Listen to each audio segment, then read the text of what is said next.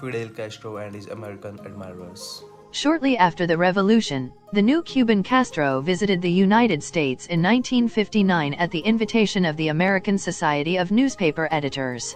Since taking power in January 1959, Castro had infuriated the American government with his policies of nationalizing U.S. companies and investments in Cuba.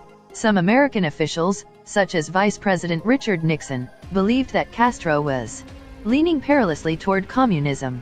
Castro did not publicly proclaim his adherence to communism until late 1961, when he declared that he was a Marxist-Leninist. The media loved Castro, almost following him around like he was a rock star. He hired a publicist and provided enough photo ops to keep the press happy. Castro was seen enjoying a hot dog, when in New York, tossing peanuts to elephants at the Bronx Zoo, hitting and pitching in a charity game of baseball. There was once a rumor that he was good enough to go pro, held babies like a politician, posing with school children wearing fake beards, even taking pictures with his numerous female admirers. After a meeting between Castro and Vice President Richard Nixon, where Castro outlined his reform plans for Cuba, the U.S. began to impose gradual trade restrictions on the island. On September 4, 1959, Ambassador Bonsall met with Cuban Premier Fidel Castro to express serious concern at the treatment being given to American private interests in Cuba, both agriculture and utilities.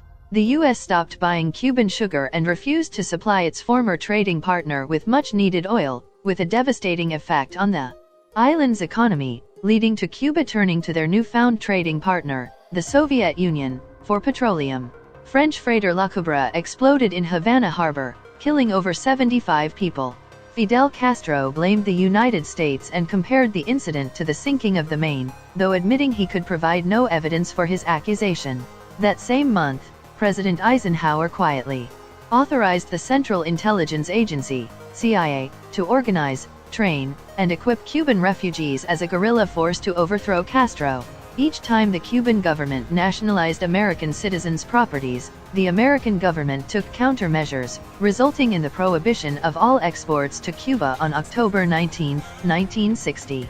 Consequently, Cuba began to consolidate trade relations with the USSR, leading the U.S. to break off all remaining official diplomatic relations.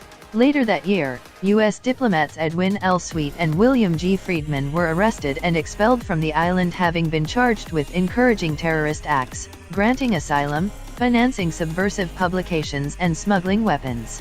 On January 3, 1961, the U.S. withdrew diplomatic recognition of the Cuban government and closed the embassy in Havana. If you like this video, make sure to subscribe to my channel.